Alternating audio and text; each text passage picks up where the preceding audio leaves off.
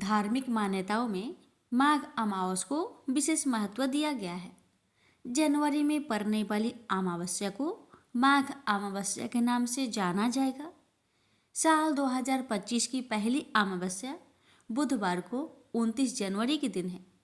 माघ अमावस्या के दिन कुछ उपाय करने से नाराज पितरों को प्रसन्न करने के साथ काल सर्प दोष भी दूर किया जा सकता है। तो इसलिए आइए जानते हैं माघ महीने की अमावस्या पर मुहूर्त और खास उपाय के बारे में, और अंत में श्रवण करेंगे कथा। प्यारे भक्तों, अभी प्रयागराज में महाकुंभ चल रहा है और महाकुंभ में एक शाही स्नान मौनी अमावस्या पर भी किया जाता है, क्योंकि मौनी अमावस्या के दिन गंगा, यमुना या अन्य पवित्र नदियाँ में स्नान करना अत्यंत पुण्यदायी माना जाता है। मान्यता है कि इस दिन स्नान करने से पापों का नाश होता है। विशेषकर प्रयागराज के संगम में स्नान का महत्व कई गुना बढ़ जाता है।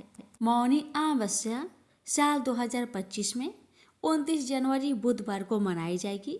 अमावस्या तिथि 28 जनवरी 2025 को शाम 7:35 बजे से आरंभ होकर 29 जनवरी 2025 को शाम 6:05 बजे समाप्त होगी। मौनी अमावस्या के दिन ब्रह्म मुहूर्त में स्नान और दान करना अत्यंत शुभ माना जाता है। 29 जनवरी को ब्रह्म मुहूर्त प्रातः 5:25 बजे से 6:19 बजे तक रहेगा।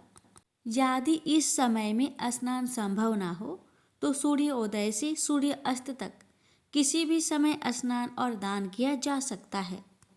इस साल मौनी अमावस्या के दिन कई शुभ संयोग बन रहे हैं। इस दिन चंद्रमा और सूर्य मकर राशि में होंगे, जबकि गुरु वृषभ राशि में स्थित रहेंगे, जिससे इस दिन का महत्व और अधिक बढ़ जाएगा। जानिए भक्तों, मौनी अमावस्या का आध्यात्मिक महत्व। मौनी का अर्थ है मौन रहना, और अध्यात्म में मौन रहने का विशेष महत्व और लाभ बताया गया है। मौन रहना एक आध्यात्मिक साधना की तरह है। मौनी अमावस्या में भी मौन रहने की सलाह दी जाती है। इस दिन मौन व्रत धारण करने से आत्मा की शुद्धि होती है और मन शांत होता है। मौन रहकर व्यक्ति ध्यान और आध्यात्मिकता की ओर अग्रसर हो सकता है। मौनी अमावस ध्यान योग और साधना के लिए सबसे उत्तम दिन माना गया है। माना जाता है कि इस दिन ध्यान और भक्ति से भगवान विष्णु और शिव की कृपा प्राप्त होती है। इसके अलावा मौनी अमावस पर पितरों को प्रसन्न करने और उनकी आत्मा के शांति के लिए भी अर्पित है। इस दिन तर्पण, पिंडदान और अन्य दान से पितरों की कृपा प्राप्त होती है। आपको बता दें कि इस दिन तिल, अन्न, वस्त्र और धन का दान करना अत्यंत शुभ माना जाता है। गरीबों और जरूरतमंदों की मदद करने से जीवन में सुख और समृद्धि आती है। मौनी अमावस पर काला तिल का दान करने से गृह दोष दूर होते हैं और नमक दान करने से समस्याओं से मुक्ति मिलती है। अब कथा शुरू करने से पहले भक्तों, हम जानते हैं मौनी अमावस्या पर हमें क्या करना चाहिए और क्या नहीं। मौनी अमावस्या के दिन ब्रह्म मुहूर्त में उठकर पवित्र नदियों में स्नान करना चाहिए। मान्यता है कि इस दिन पवित्र नदियों में स्नान करने से व्यक्ति के सभी पाप मिट जाते हैं और उसे मोक्ष की प्राप्ति होती है। इस दिन भगवान विष्णु, माता लक्ष्मी के साथ माँ गंगा की विधि विधान से पूजा करें। इस दिन सूर्य देवता की भी पूजा जरूर करें। मौनी अमावस्या के दिन मौन व्रत रखने का विधान है।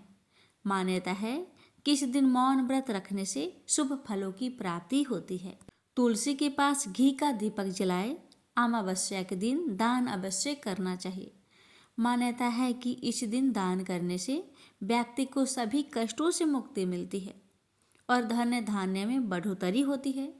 मान्यता है कि इस दिन ओम पितृ देवताय नमः मंत्र का 11 बार जाप करने चाहिए। ऐसा करने से पितरों का आशीर्वाद मिलता है। इसके साथ ही मौनी अमावस्या के दिन स्वास्तिक भोजन ही करें।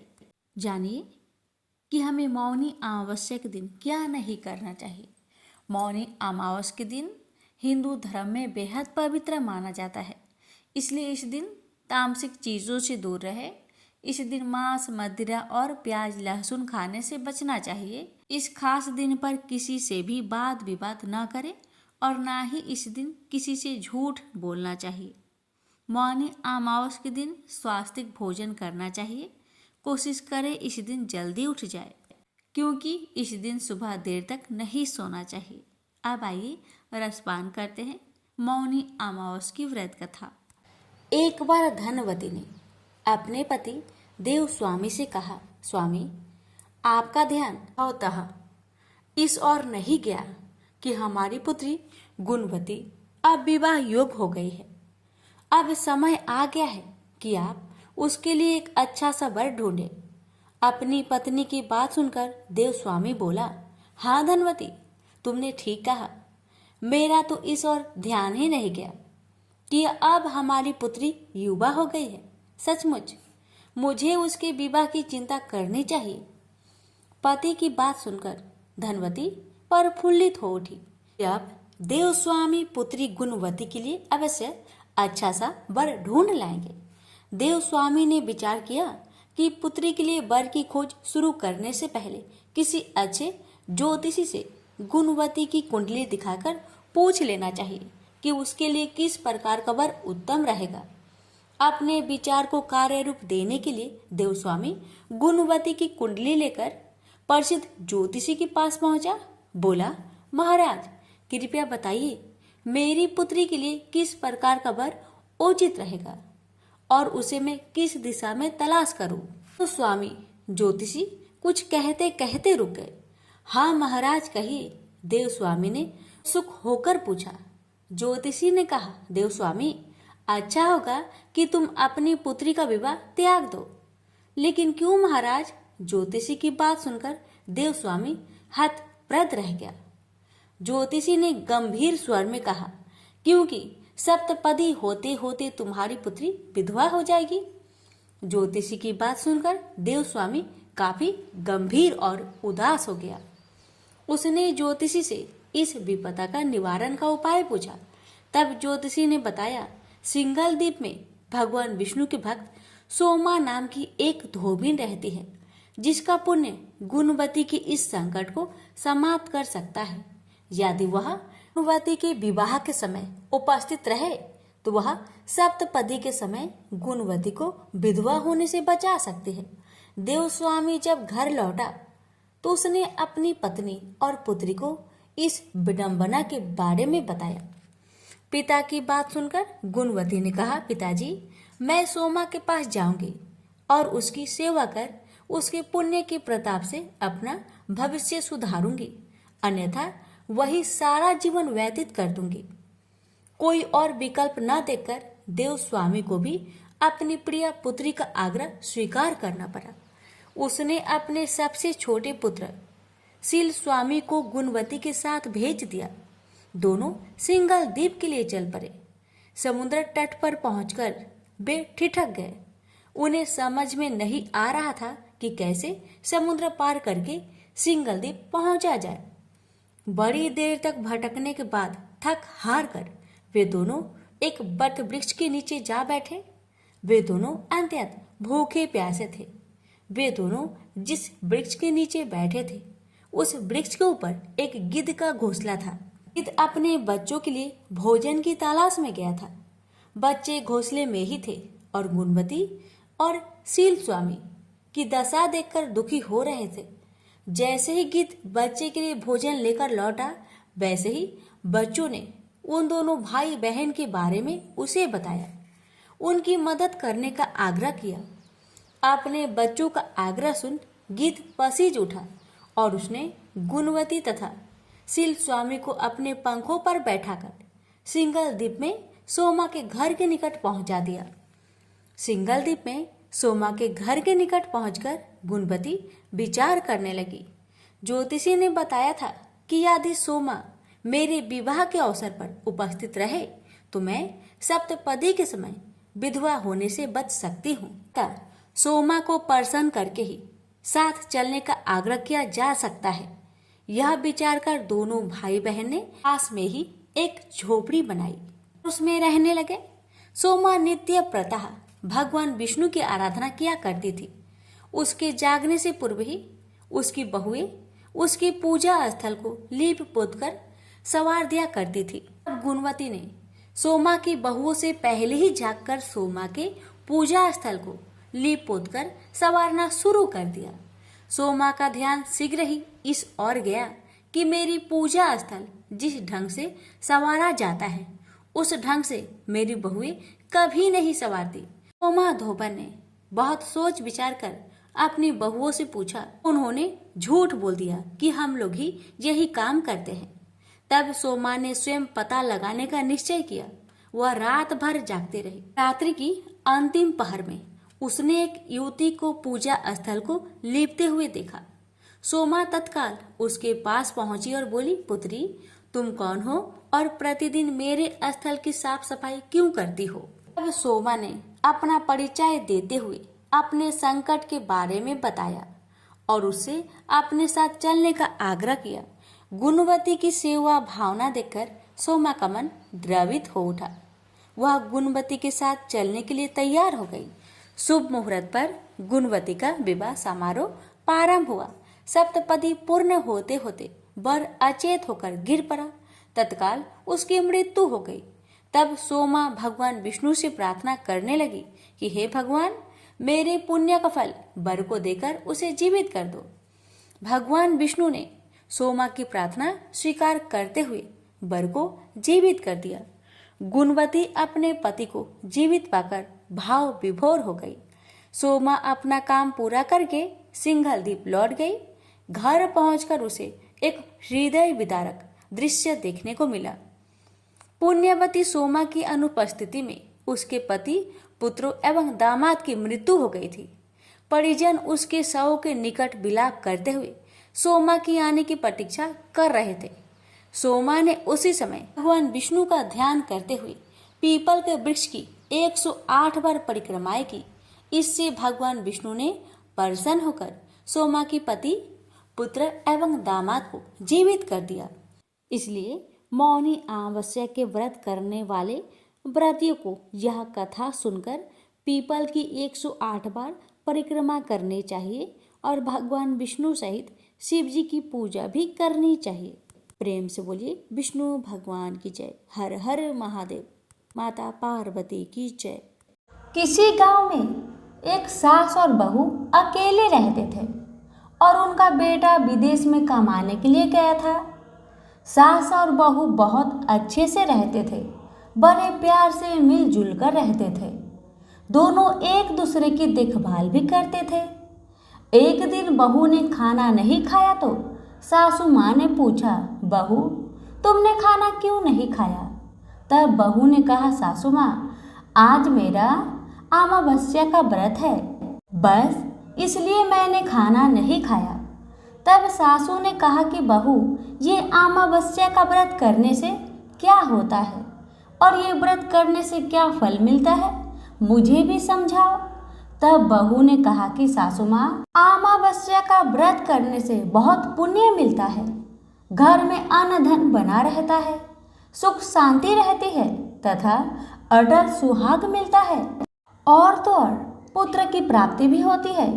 इस व्रत में प्रत्येक वर्ष अलग अलग खाना खाया जाता है और विष्णु भगवान के मंदिर में चढ़ावा चढ़ाया जाता है या फिर किसी ब्राह्मण को दान दिया जाता है। इस व्रत में पहले साल भर शक्कर, घी और चावल से बना खाना खाया जाता है। पहले साल व्रत पूर्ण होने के बाद 1.25 किलो चावल और 1 कटोरी घी तथा 1 कटोरी शक्कर का दान किसी ब्राह्मण को दिया जाता है। तीसरे साल गुड़, तिल और घी से बने व्यंजन खाने चाहिए। जब तीसरे साल व्रत पूर्ण हो जाए तो आधा किलो तिल, गुड़ तथा 1 कटोरी घी किसी मंदिर में चढ़ाया जाता है या फिर किसी ब्राह्मण को दान दिया जाता है। इसे ही अमावस्या व्रत कहा जाता है। फिर बहू ने कहा कि इस व्रत का अगर संकल्प लेते हैं तो इसे पूरा करना जरूरी होता है या नहीं। अगर पूरा नहीं कर सकते हैं तो सास बहू में झगड़ा और घर में अशांति आती है। बहू ने बताया। तब सासू ने कहा कि मेरी तो उम्र हो गई है, लेकिन तुम यह व्रत करो। और बहू यह व्रत का आरंभ करती है। लेकिन एक दिन बहू ने किसी के कहने पर गेहूं से बनी रोटी खा ली और अमावस्या माता इस बात से नाराज हो गई। जो सास और बहू बहुत ही प्यार से रहती थी, इन दोनों के बीच झगड़े होने लगे। सभी गांव वाले भी हैरान हो गए कि यह सब क्या हो रहा है। सास अपनी बहू को कहने लगी कि तुम जब से हमारे घर में बहू बन के आई हो, तब से हमारे घर की लक्ष्मी चली गई है। तुम हमारे लिए शुभ नहीं हो। तब बहू ने कहा कि आपके घर की लक्ष्मी चली गई है तो कहाँ मिलेगी, मुझे बताओ, मैं लक्ष्मी को लेकर आऊंगी। तब सासू ने कहा कि लक्ष्मी तुमको समुद्र के बीच में भगवान विष्णु के पैर दबाते हुए मिलेगी। तब बहू यह कहकर चली जाती है कि अब जब तक मैं लक्ष्मी को लेके ना आऊंगी तब तक इस घर में पैर नहीं रखूंगी। इतना कहकर बहू लक्ष्मी खोज में निकल जाती है। जब बहू लक्ष्मी खोजने में निकलती है तब उसे बीच रास्ते में एक गाय माता मिलती है। वह बहू से पूछती है कि आप कहाँ जा रही हो। तब बहू ने कहा, हे गाय माता, मेरी सासू मुझे कहती है कि मेरे आने से उनके घर की अन्न धन की कमी हो गई है और उनके घर की लक्ष्मी चली गई है, तो मैं लक्ष्मी जी को लेने जा रही हूँ। गाय माता ने कहा, हे बेटी, अगर तुम जा ही रही हो तो भगवान से मेरे बारे में पूछ भी लेना। तब बहू बोलती है कि ठीक है गाय माता, बताओ मैं आपके बारे में भगवान से क्या पूछूंगी। तब गाय माता बोलती है कि मेरा जब भी बछड़ा होता है वह मर जाता है, जिंदा नहीं रहता। तुम भगवान से पूछ लेना कि मेरे साथ ऐसा क्यों हो रहा है, मैंने ऐसा कौन से कर्म किए हैं। तब बहू बोली, गाय माता, मैं आपके बारे में जरूर पूछ लूंगी। यह कहकर बहू आगे बढ़ी। अब आगे चलते ही बहू को एक घोड़ी मिलती है जिसके गले में घंटी बंधी हुई होती है। घोड़ी ने भी कहा कि बेटी, तुम मेरे दुख का निवारण भी भगवान से पूछ लेना। तब बहू ने कहा, जरूर पूछ लूंगी। यह कहकर बहू आगे बढ़ती है। आगे जाते ही बहू को एक अंधा और बहरा बुजुर्ग मिलता है। वह भी बहू से अपनी समस्या भगवान से पूछने के लिए कहता है। तब बहू उसकी समस्या भी भगवान से पूछने का कहकर आगे बढ़ती है।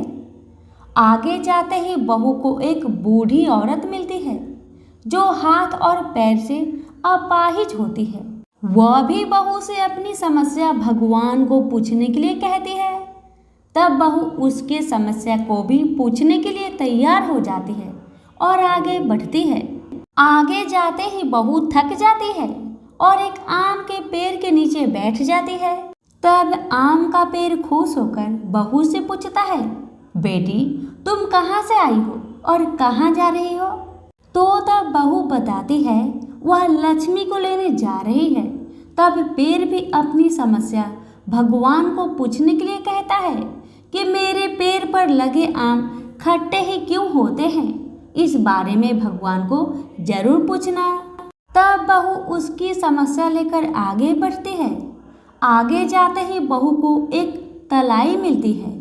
वह भी बहू को बताती है कि तुम भगवान से पूछना कि मेरी तलाई का पानी इतना मैल क्यों है, कोई भी इसे नहीं पीता है। तब बहू कहती है, जरूर पूछ लूंगी, और कहकर आगे बढ़ती है। बहुत दिनों जंगल में चलते चलते बहू थक जाती है। उसे भूख भी लगी होती है, लेकिन खाने को नहीं मिलने से वह थक जाती है और जंगल में बेहोश हो जाती है। और भगवान का चमत्कार देखिए, उसी समय भगवान विष्णु और माता लक्ष्मी वह विचरण करते हुए आते हैं। तब माता लक्ष्मी विष्णु जी से कहती है, हे नाथ, यह आपकी बहुत बड़ी भक्त है, आप इसके दुखों का निवारण करें। तब भगवान विष्णु कहते हैं कि इस संसार में बहुत जीव दुखी है। सभी अपने अपने कर्मों का फल भोग रहे हैं। किस किस के दुख का निवारण मैं करूं? तब माता लक्ष्मी ने विष्णु से विनती की और कहा कि वह भूखी प्यासी है और इसे यहाँ अगर ऐसे ही छोड़ दिया जाए तो जंगली जानवर उसे अपना शिकार बना लेंगे। माता लक्ष्मी की बात सुनकर भगवान विष्णु एक साधु का वेश धारण करते हैं और बहू के पास जाते हैं और उसे होश में लाते हैं। बहू के होश में आते ही साधु भेष में भगवान उससे पूछते हैं कि वह यहाँ क्यों आई है और कहाँ जा रही है। तब बहू पूरी बात बताती है। उसकी बात सुनकर भगवान विष्णु और माता लक्ष्मी प्रकट होते हैं। उनके साथ अमावस्या माता भी प्रकट होती है। बहू उनके चरणों में गिरकर वंदना करती है। अमावस्या माता बहू को कहती है कि बेटी, तूने मेरे व्रत को खंडित किया है, इसी की सजा मिली है, लेकिन तुम्हें अब मैं माफ करती हूँ और तुम घर जाओ। तुम्हारा घर अन्न धन से संपन्न होगा, तुम्हारा घर सुंदर महल में बदल जाएगा और तुम्हारी सभी मनोकामना पूर्ण होगी। यह सब होने के पश्चात बहू रास्ते में जो भी मिला उन सभी के दुखों का निवारण करने के लिए विनती करती है। तब भगवान विष्णु बोलते हैं कि गाय ने कभी अपना दूध किसी को नहीं पिलाया, उस वजह से उसके बछड़े जिंदे नहीं रहते हैं। तुम उसका दूध पी लेना, जिससे उसके बछड़े जिंदा रहने लगेंगे। और घोड़ी पिछले जन्म में आटा पीसने वाली महिला थी। वह किसी को आटा पीस के नहीं देती थी, इसलिए उसके गले में चक्की के पाट बंधे हुए हैं। तुम उसके पाट खोल देना, वह बिल्कुल ठीक हो जाएगी। बुजुर्ग कभी भगवान के मंदिर नहीं गया और ना ही उसने कभी भगवान के भजन सुने। तुम उसको मंदिर ले जाना और दर्शन करवा देना, वह भी ठीक हो जाएगा। बुजुर्ग महिला जो थी उसने कभी भी अपने जवानी में दान पुण्य नहीं किया, इसलिए उसे यह सजा मिली है। तुम उसे दान करवा देना तो उसकी विकलांगना दूर हो जाएगी। उस आम के पेड़ ने कभी किसी बच्चे को अपने आम खाने को नहीं दिए, इसलिए उसके सभी फल खट्टे होते हैं। तुम उस पेड़ का आम खा लेना, फिर उस पेड़ पर मीठे आम आ जाएंगे। तलाई का पानी पिछले जन्म में देवरानी जेठानी थी। वह हमेशा झगड़ती रहती थी, इसलिए उसका पानी मैला है। तुम उसका पानी पी लेना, वह तलाई शुद्ध हो जाएगी। बहू ने भगवान विष्णु, माता लक्ष्मी और अमावस्या माता को नमन करके घर जाने के लिए निकलती है और रास्ते में उसे जो भी मिला उनके सभी समस्या भगवान के कहे अनुसार दूर करती गई। सभी उसे आशीर्वाद देते हैं। घर जाते ही उसका घर एक सुंदर महल में परिवर्तन हो जाता है तथा घर में अन्न धन भरा मिलता है। अब बहू सासू से कहती है कि सासू माँ, आपने सच कहा था, मैं आपके लिए शुभ नहीं हूँ। मेरे जाने से ही आपके घर में लक्ष्मी आई है। अब आप यहाँ रहे, मैं मरने जा रही हूँ। तब सासू ने कहा कि हे बेटी, यह सब तुम्हारे अमावस्या व्रत का फल हमें मिला है। तुम यहाँ पर ही रहोगी, कहीं नहीं जाओगी। और सास बहू खुशी खुशी रहने लगे। एक दिन उसका बेटा भी विदेश से लौट आया और घर में यह सब देखा। तब उसकी माँ ने सब बात उसे बताई। इस तरह वह लोग खुशी खुशी अपना जीवन व्यतीत करने लगे। तो सभी प्रेम से बोलिए लक्ष्मी नारायण की जय, अमावस्या माता की जय। श्रीमद् भगवत गीता पाठ अध्याय 7 महात्म्य सहित। श्री कृष्ण भगवान बोले, हे पार्थ, जो मुझ में मन लगाकर मेरे में ही आश्रय लेकर योगा अभ्यास करते हुए मेरे स्वरूप का संचय रहित पूर्ण ज्ञान प्राप्त होगा, सो सुनो।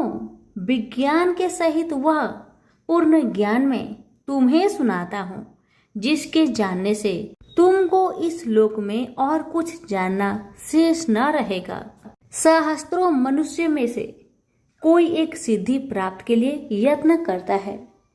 उन यत्न करने वाले सिद्धों में से कोई बिरला ही मुझे ठीक जान पड़ता है। पृथ्वी जल अग्नि वायु आकाश मन बुद्धि और अहंकार, यह 8 प्रकार की मेरी प्रकृति माया है। इस प्रकृति को अपरा अचेतन अर्थात जड़ कहते हैं। और हे महाबाहो, इससे दूसरी प्रकृति चेतन है, जिसने संपूर्ण जगत धारण किया है। इन्हीं प्रकृतियों से सब प्राणी मात्र उत्पन्न होते हैं। ऐसा जानो, यह प्रकृतियां हमसे ही उत्पन्न हुई है। इस तरह सब जगत की उत्पत्ति और प्रलय का कारण मैं ही हूँ। हे धनंजय, जिस प्रकार धागे में मणि पिराई जाती है, उसी भांति यह सब संसार मुझसे बड़े और कुछ भी नहीं। हे कुंती पुत्र, जल में रस में मैं ही हूँ, चंद्रमा और सूर्य में प्रकाश में मैं ही हूँ, सब वेदों का सार मैं ही हूँ, आकाश में शब्द तथा पुरुष में पौरुष मैं ही हूँ। हे अर्जुन, पृथ्वी में सुगंध तथा अग्नि में तेज रूप मैं ही हूँ, सब प्राणियों में जीवन और तपस्वियों का तप मैं ही हूँ। हे पार्थ, समस्त प्राणियों में सनातन बीज रूप मुझको ही जानना, बुद्धिमानों में बुद्धि स्वरूप और तेजस्वियों में तेज मैं ही हूँ। हे अर्जुन, काम और रोग रहित बलवान पुरुषों में धर्म के विरुद्ध न जानने वाला कर्म मैं ही हूँ। जितने भी स्वास्तिक राजस तामस पदार्थ है, वे सब मुझसे ही उत्पन्न हैं, परंतु उनमें मैं नहीं रहता। ये सब मुझ में है। सत्व रज तम, इन तीनों गुणों के प्रभाव से यह सारा जगत मोहित हो रहा है। इस कारण यह मेरी गुणमयी और दिव्यमयी माया अति दुस्तर है। जो मुझको अनन्य भाव से भजते हैं, वे इस माया को पार कर जाते हैं। हे भारत श्रेष्ठ अर्जुन, 4 प्रकार के जीव मुझको भजते हैं। दुखिया, जिज्ञासु, ऐश्वर्य की कामना करने वाले और ज्ञानी, जिनमें मुझे सदा एकाग्रचित और केवल मेरी भक्ति करने वाले, और ज्ञानी, जिनमें मुझे सदा एकाग्रचित और केवल मेरी भक्ति करने वाले ज्ञानी पुरुष श्रेष्ठ है। क्योंकि मैं ज्ञानी को अत्यंत प्रिय हूँ और वह मुझको प्रिय है। यद्यपि ये सभी भक्त श्रेष्ठ है, तथापि ज्ञानी तो मेरी आत्मा ही है, क्योंकि वह मुझ में ही मन लगाकर मुझको ही सर्वोत्तम गति मान मेरा ही आश्रय ग्रहण करता है। वह ज्ञानी अनेक जन्मों के बाद मुझे पा लेता है। ऐसा महात्मा अति दुर्लभ है, जो सब जगत को वासुदेवमय समझे। हे अर्जुन, जो भक्त श्रद्धा पूर्वक जिस जिस देवता का पूजन करना चाहते हैं, उन पुरुषों की उस श्रद्धा को मैं ऋण कर देता हूँ। यह उस श्रद्धा से मुक्त होकर उस देवता की आराधना करता है, फिर उसको मेरे ही रचे हुए काम का फल प्राप्त होते हैं। परंतु उन अल्प बुद्धि वालों का फल नाशवान है। देवताओं की आराधना करने वाले देवताओं को मिलते हैं, और अव्यय अविनाशी अच्युत्यम स्वरूप को न जानकर मंद बुद्धि लोग मुझे अव्यक्त को व्यक्त मानते हैं। मैं योग माया से आच्छादित होने के कारण सबको नहीं दिखता। उसी से मूर्ख लोग अनादि तथा अविनाशी मुझको नहीं जानते। हे अर्जुन, मैं भूत भविष्य और वर्तमान के सभी प्राणियों को ही जानता हूँ, पर मुझे कोई भी नहीं जानता। हे भारत, हे परम तप, इच्छा और देश से उत्पन्न होने वाले सुख दुख आदि धंधों के मोह से जगत के सभी प्राणी भ्रम में फंस जाते हैं। जिन पुण्य आत्माओं के पाप नष्ट हो गए हैं, वह पुरुष दृढ़ मोह से छूटकर दृढ़ निश्चय करके मेरी भक्ति करते हैं, जो आश्रय लेकर जीवन मरण से दूर करने के अर्थ प्रयत्न करते हैं। वे पुरुष ब्रह्मा आत्मज्ञान अपने चित्त को निश्चल रखकर उसका संगम करता है और अंत कारण की समाधि लगाता है, जिस अवस्था में योग अभ्यास के कारण चित्त का वेग रुक रुक कर विषयों से पृथक होने लगता है और जब शुद्ध अंतःकरण से आत्मा को देखकर आत्मा में ही संतुष्ट होता है, जिस अवस्था में वह अत्यंत सुख जो इंद्रियों द्वारा जाना नहीं जा सकता वरन केवल बुद्धि से ही जाना जाता है, और जब वह योगी अनुभव करता है तब आत्मा स्वरूप में स्थिर हो उससे विचलित नहीं होता।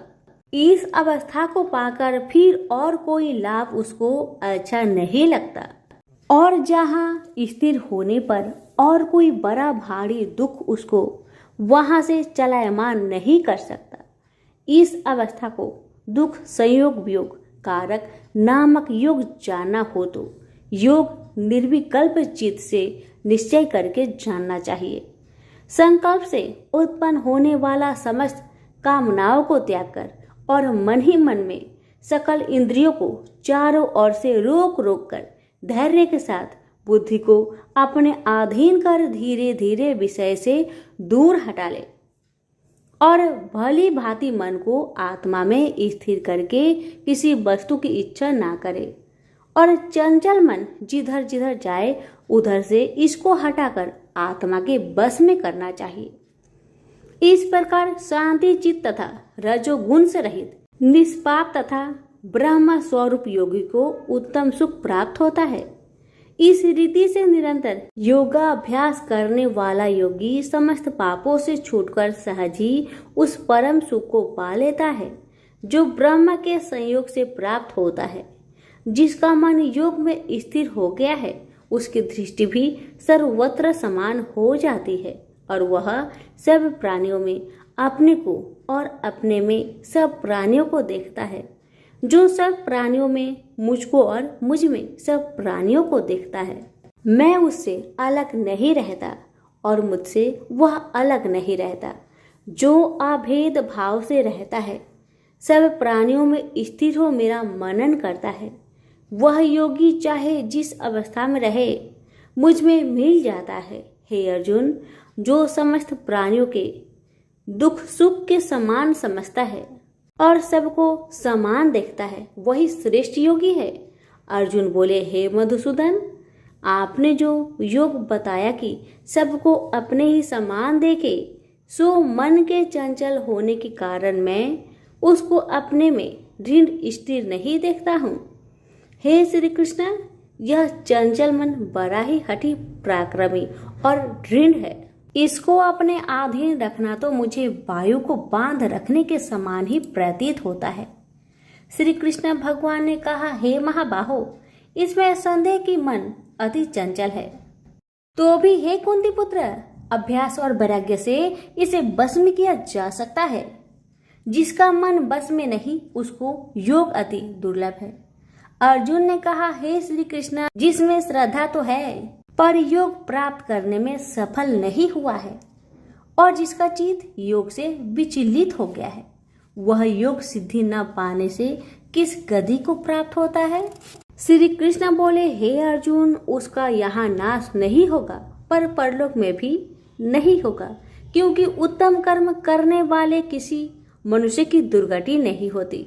वह योग में असफल मनुष्य बहुत दिनों तक पुण्यवानों को प्राप्त होने वाले लोकों में वास करता है और फिर वहां से किसी पवित्र और धनवान मनुष्य घर में आकर जन्म लेता है। इस प्रकार का जन्म पाना भी इस लोक में बड़ा दुर्लभ है। हे कुरुनंदन, यह योगियों के बस में जन्म लेकर पूर्व जन्म की बुद्धि संस्कार अर्थात आत्मज्ञान को पाता है और उससे अधिक सिद्धि के लिए यत्न करता हूँ। पूर्व जन्म में किए योग अभ्यास के बल में अनेक विघ्नों को पड़ने पर भी यह मोक्ष को प्राप्त होता है। योग की केवल इच्छा ही हो तो पुरुष शब्द ब्रह्म के परे जा पहुंचता है। जो बड़े परिश्रम और यत्न से योग अभ्यास करता है वह पापों से छूट मोक्ष को पाता है। बड़े तपस्वियों से योगी श्रेष्ठ है। जो शुद्ध होकर अनेक जन्मों में परिश्रम करके सफल होता है और ज्ञानियों से भी योगी श्रेष्ठ है। इसलिए हे अर्जुन, तुम योगी बनो, केवल मुझ में ही मन लगाकर योग प्राप्ति के लिए जो मेरा भजन करता है उसको समस्त योगियों के मध्य से मैंने अत्यंत श्रेष्ठ माना है। प्रेम से बोलिए श्री कृष्ण भगवान की जय। अब सुनिए श्रीमद् भगवत गीता पाठ अध्याय 7 की महात्म्य। भगवान शिव कहते हैं, हे पार्वती, अब मैं 7वें अध्याय का महात्म्य बतलाता हूँ, जिसे सुनकर कानों में अमृत राशि भर जाती है। पाटलिपुत्र नामक एक दुर्गम नगर है, जिसका गोपुर बहुत ही ऊंचा है। उस नगर में शंकुकर्ण नामक एक ब्राह्मण रहता था। उसने वैश्यावृत्ति का आश्रय लेकर बहुत धन कमाया, किंतु ना तो कभी पितरों का तर्पण किया और न देवताओं का पूजन ही। वह धनोपार्जन में तत्पर होकर राजाओं को ही भोज दिया करता था। एक समय की बात है, उस ब्राह्मण ने अपना चौथा विवाह करने के लिए पुत्र और बंधुओं के साथ यात्रा की। मार्ग में आधी रात के समय जब वह सो रहा था, तब एक सर्प ने कहीं से आकर उसकी बाह में काट लिया। उसके काटते ही ऐसी अवस्था हो गई कि मणि, मंत्र और औषधि आदि से भी उसके शरीर की रक्षा असाध्य जान पड़ी। तत्पश्चात कुछ ही क्षणों में उसके प्राण पेखरू उड़ गए। वह प्रेत बना। फिर बहुत समय के बाद वह प्रेत सर्प योनि में उत्पन्न हुआ। उसका बीत धन की वासना में बंधा था। उसने पूर्व वृत्तांत को स्मरण करके सोचा, मैंने घर के बाहर करोड़ों की संख्या में अपना जो धन गार रखा है, उससे इन पुत्रों को वंचित करके स्वयं ही उसकी रक्षा करूंगा। सांप की योनि से पीड़ित होकर पिता ने एक दिव्य सपना में अपने पुत्र के समक्ष आकर अपना मनोभाव बताया। तब उसके पुत्र ने सवेरे उठकर बड़े विस्मय के साथ एक दूसरे से सपने की बातें कही। उनमें से झंझला पुत्र कुदाल हाथ में लिए घर से निकला और जहां उसके पिता सर्प योनि धारण करके रहते थे, उस स्थान पर गया। यद्यपि उसे धन के स्थान पर ठीक ठीक पता नहीं था, तो भी उसने जीहो से उसका ठीक निश्चय कर लिया और लोभ बुद्धि से वहां पहुंचकर बाबी को खोदना आरंभ किया। तब उस बाबी से बड़ा भयानक सांप प्रकट हुआ और बोला, ओ मूर्ख, तू कौन है? किस लिए यहाँ आया है? यह बिल क्यों खोद रहा है? किसने तुझे भेजा है? ये सारी बातें मेरे सामने बता। पुत्र बोला, पिताजी, आपकी मुक्ति कैसे होगी? इसका उपाय मुझे बतलाइए, क्योंकि मैं इतनी रात को सब लोगों को छोड़कर आपके पास आया हूँ। पिता बोले, बेटा, गीता के अमृतमय 7वें अध्याय को छोड़कर मुझे मुक्त करने में तीर्थ, दान, तप और यज्ञ भी सर्वथा समर्थ नहीं है। केवल गीता का 7वां अध्याय ही प्राणियों के जरा, मृत्यु आदि दुखों को दूर करने वाला है। पुत्र, मेरे श्राद्ध के दिन गीता के 7वें अध्याय का पाठ करने वाले ब्राह्मण को श्रद्धा पूर्वक भोजन कराओ। इससे निसंदेह मेरी मुक्ति हो जाएगी। बस अपनी शक्ति के अनुसार पूर्ण श्रद्धा के साथ निर्वर्षी और वेद विद्या में प्रवीण अन्य प्राणी को भी भोजन कराना। सर्प योनि में पड़े हुए पिता के यह वचन सुनकर सभी पुत्र ने उनकी आज्ञा अनुसार तथा उससे भी अधिक किया। अब शंकुकर्ण ने अपने सर्प शरीर को त्याग कर दिव्य देह धारण किया और सारा धन पुत्रों के अधीन कर दिया। पिता ने करोड़ों की संख्या में जो धन उनमें बांट दिया था, उससे वे पुत्र बहुत प्रसन्न हुए। उनकी बुद्धि धर्म में लगने लगी थी, इसलिए उन्होंने बावली, कुआं, पोखरा, यज्ञ तथा देव मंदिर के लिए उस धन का उपयोग किया और अन्य शाला भी बनवाए। तत्पश्चात 7वें अध्याय का सदा जप करते हुए उन्होंने मोक्ष प्राप्त किया। हे पार्वती, यह तुम्हें 7वां अध्याय का महात्म्य बतलाया, जिसके श्रवण मात्र से मानव सब पातकों से मुक्त हो जाता है। प्रेम से बोलिए उमापति शंकर भगवान की जय। वीडियो को लाइक शेयर करना ना भूलें। धन्यवाद।